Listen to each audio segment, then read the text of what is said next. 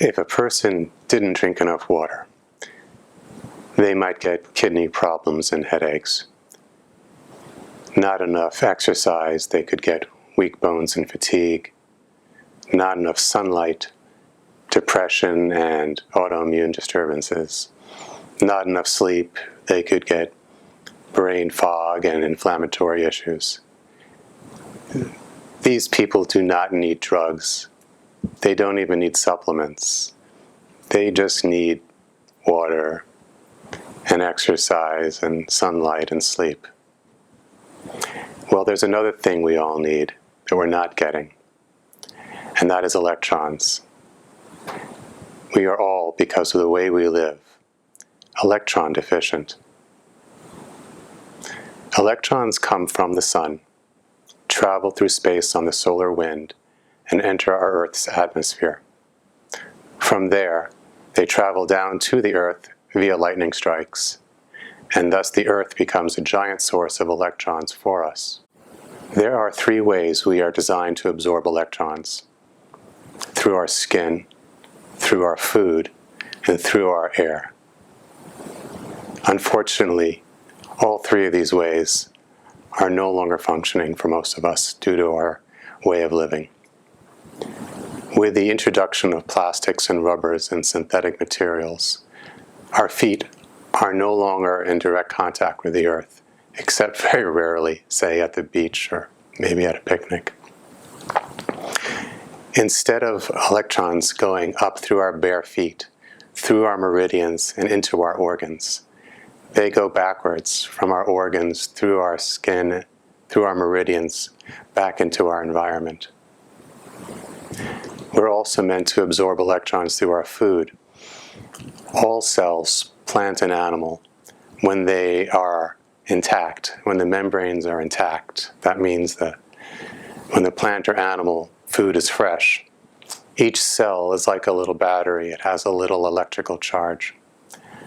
Now, when we cook the food, plant and animal food, we have the advantage of destroying microorganisms, and we destroy the cell membranes, which makes it more absorbable. But the unintended consequence of this is that all the electrons evaporate out of the food. So it's not in our food either, with the exception of the little bit of raw food we eat, say in salads or fruit. Finally, there's the air. 100 years ago, the atmosphere was 20% more negative than positive in terms of ions. That's a fancy way of saying that the air had a surplus of electrons, a 20% surplus. 100 years later now, the atmosphere has a 20% deficit.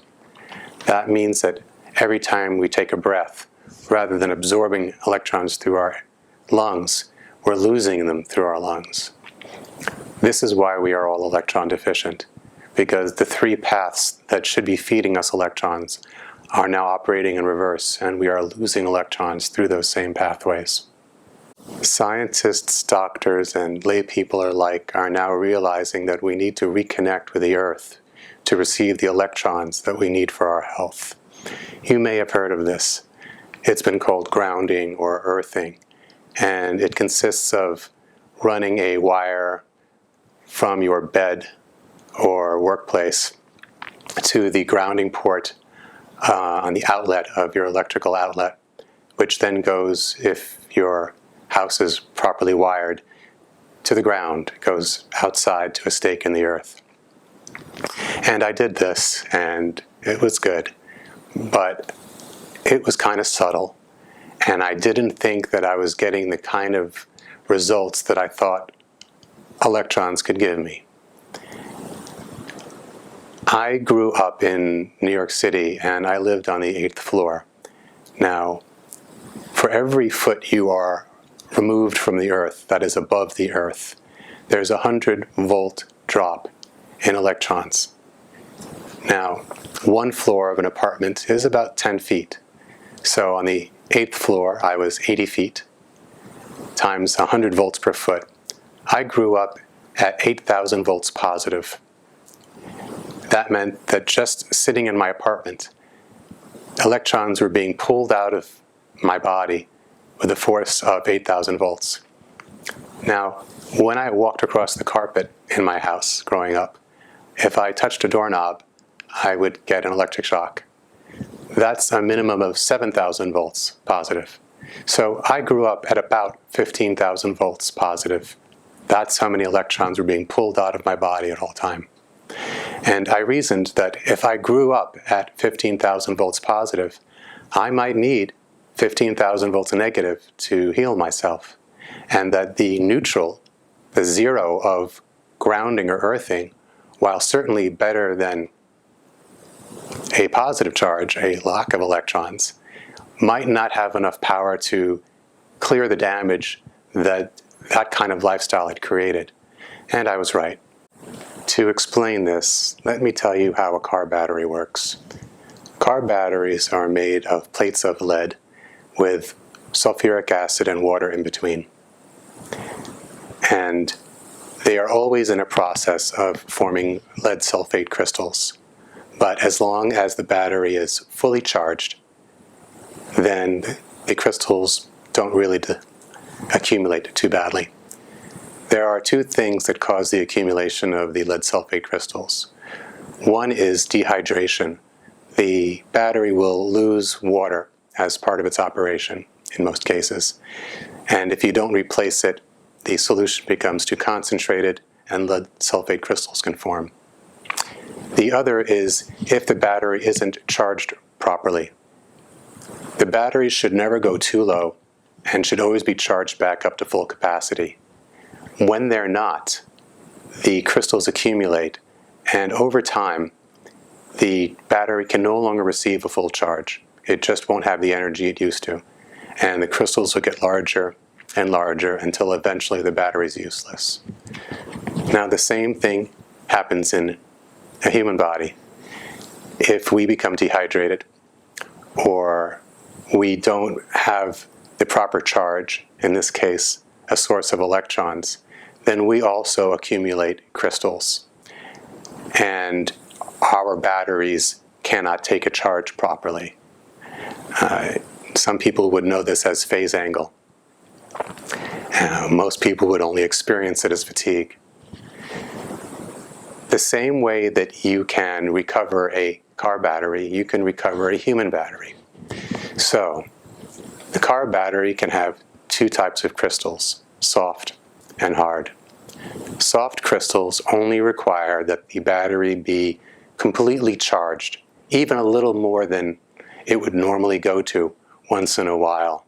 It would be overcharged, and this helps decrystallize it and keep it healthy.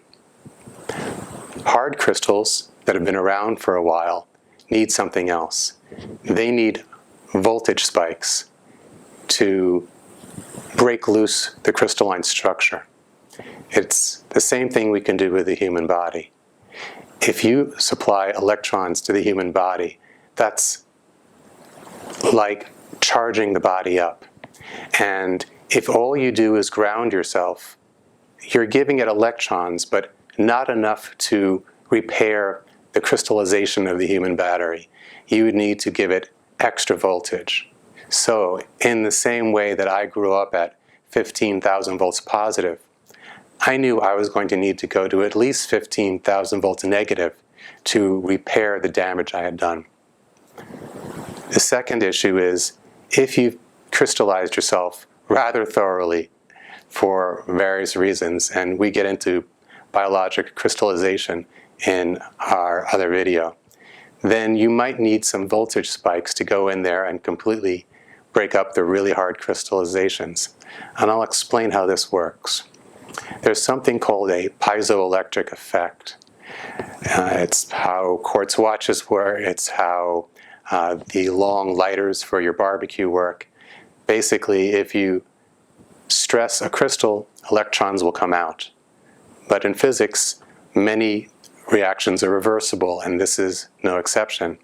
So if you put electrons back into a crystal, it causes stresses in the crystal. Now, crystals very rarely form perfectly. In fact, scientists spend a lot of time trying to grow perfect crystals for things like lasers and industry. Usually, left to their own devices, crystals will have millions of imperfections, inclusions, all sorts of places where they are weak. And if you stress the crystal, it will fracture along those lines. So by creating voltage spikes or spikes of electrons into the body, the crystals can be stressed and fracture along those lines. So with this in mind, I built a machine. And I wanted the machine to give me electrons in all the ways that I should be getting them, through my skin, through my food, through the air. But I also wanted it to be able to decrystallize my human battery. So I made a prototype, and I put it on my feet. Now, when I was in my 20s and naive, I thought it would be great to eat only fruit because nothing dies that way. The tree or bush willingly gives its fruit. And I did that for almost a year and ended up giving myself peripheral neuropathy and peripheral artery disease. So I've had to wear socks 24/7, thick, heavy wool socks, to bed during the day, in the middle of summer, all the time, for 15 years. And my feet were numb and uncomfortable. And I thought, okay, that's just the price I paid for the damage I did for my well-meaning youthful experiment. I had the machine generating electrons on my feet, and within a few days, I noticed I didn't feel the need for socks. And I took them off. I went to bed that night thinking, I'm going to wake up in the middle of the night with cold feet. Okay, but I didn't. And I have not worn socks or needed to wear socks since, except for putting on a pair of shoes. The first thing I noticed then was that my circulation improved in my feet dramatically. Then the numbness and tingling started to go away. Within about 2 weeks, all that was left was just 2 numb spots on the ends of each big toe. And a week or 2 after that, even they were gone. When I was able to clear something in myself that I had had for 15 years, in a matter of days and weeks, I knew I was onto something. Okay, how about eating electrons? Could that be done? If you've ever heard of liposomes, that's what I was thinking. Liposomes are little spheres of lecithin into which you can place some compound delivered to the body. And I thought, could I make an electric liposome? So I electrified the blades of my Vitamix blender, put some water and lecithin in, and blended it up. And lo and behold, I made electric liposomes. And drinking that was a remarkable experience. I just had to sit down for a good 20 minutes and just be peaceful. My whole body was just so thrilled to have it come inside like that. Then finally, what about breathing? So I electrified a reaction chamber inside of a plastic pipe and breathed air through it, and ended up breathing in electrons, which had yet another amazing effect. What was left was to figure out how to decrystallize the battery of the human body. Now, just having the device on my feet and getting electrons in that way did wonders. But one day, one of the prototype devices malfunctioned. It had been running for 6 hours, was getting hot, and it went into an auto protect mode and started pulsing off and on.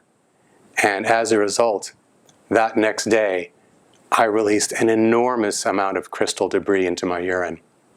And what I realized I had inadvertently done was to recreate exactly the kind of technology that's used to recover very damaged car batteries that have gotten lead sulfate crystals. So now it was simply a matter of figuring out how to make the machine do that on purpose.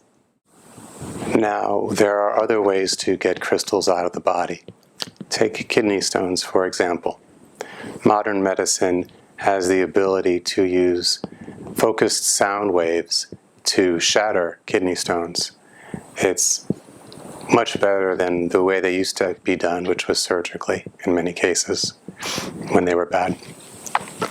But using that technology is perhaps a bit overkill, because we're not just vibrating the kidney stones in that case. All the other tissue is being vibrated. It's a little traumatic. And it only gets the part of the body where the sound waves are focused. But when you use electrons to work on crystals in the body, it only goes after the crystals, and it gets them everywhere. When you are able to start breaking crystals down in the tissue, let's say it's in the kidneys, well, they can be urinated out if they're small enough. But there are also crystals all throughout the tissue, in the lungs, the brain, the bone marrow, the arterial wall, the skin. When you can start to pulverize these crystals, what it does is massively increase the surface area of the crystal.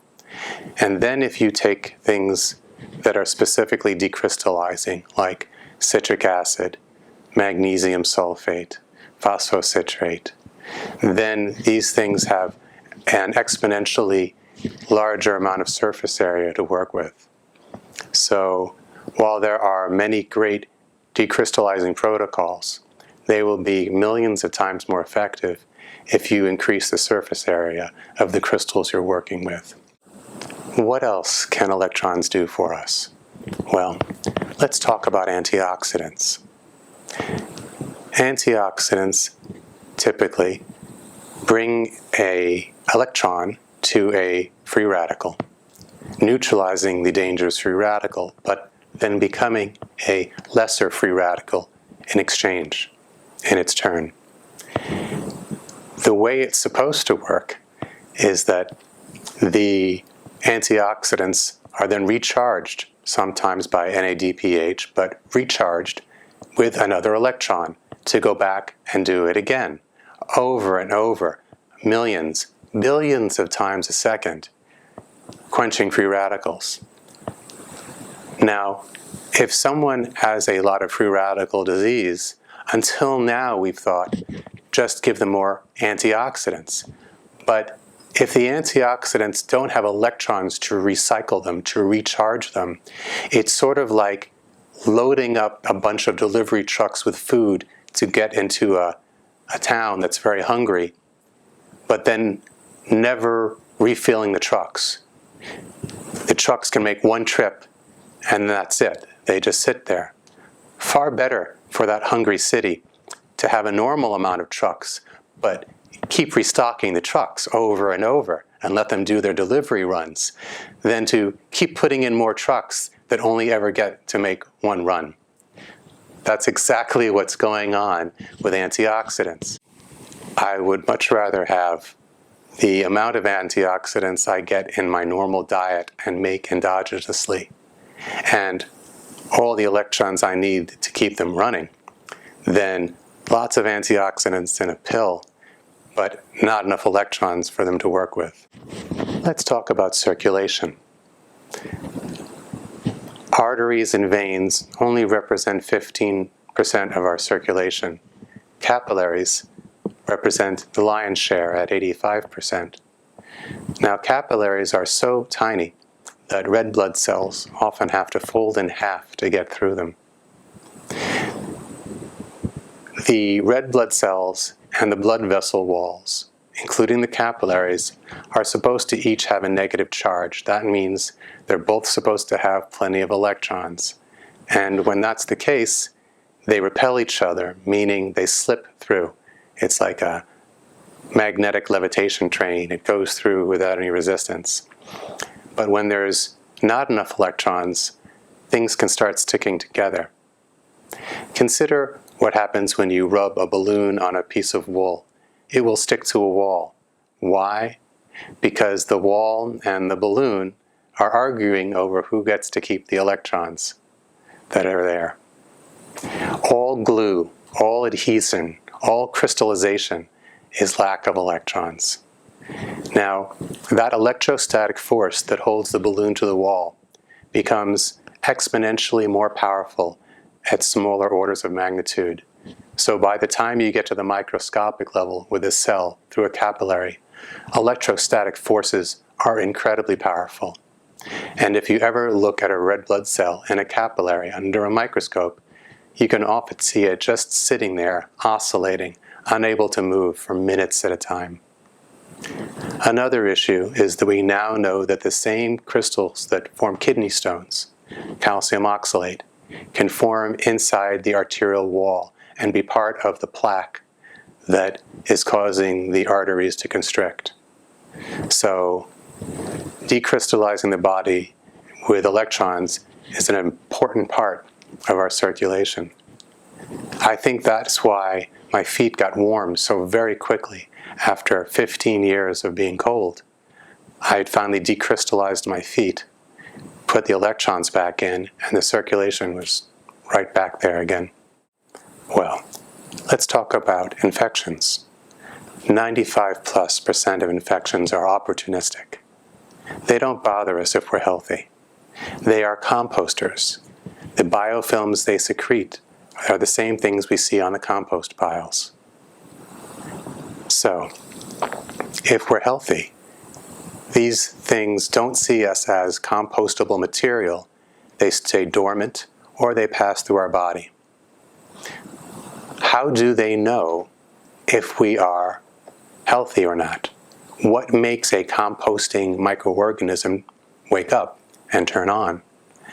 Well, the hallmark difference between a living cell and a dead cell is the membrane. In a living cell, the membrane is intact, and in a dead cell, it's broken down. Well, an intact membrane has an electrical charge, and a broken membrane does not. So I believe what happens with these opportunistic composting infective organisms is that they are tasting, sensing our electrical charge.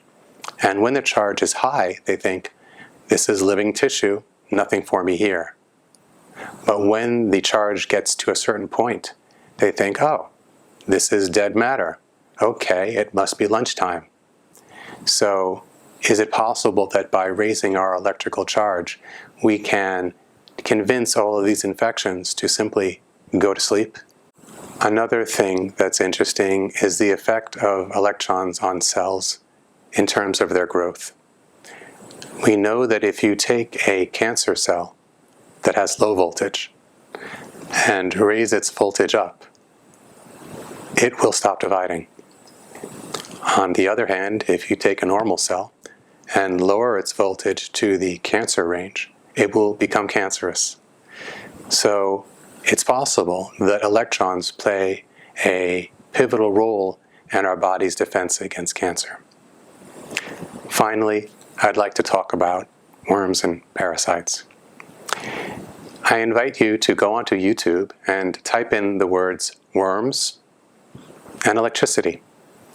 And what you'll find are people who like to go fishing and want fresh worms and don't want to buy them. So they take a car battery and put probes into the soil from the positive and negative.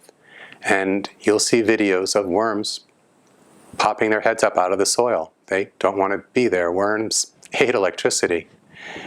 Now, if you start running electrons into your body, you may notice things coming out of you. Now, most worms are microscopic. You won't see them other than sheets of mucus. But sometimes you'll actually see living worms coming out of the body. It's actually better that they come out alive.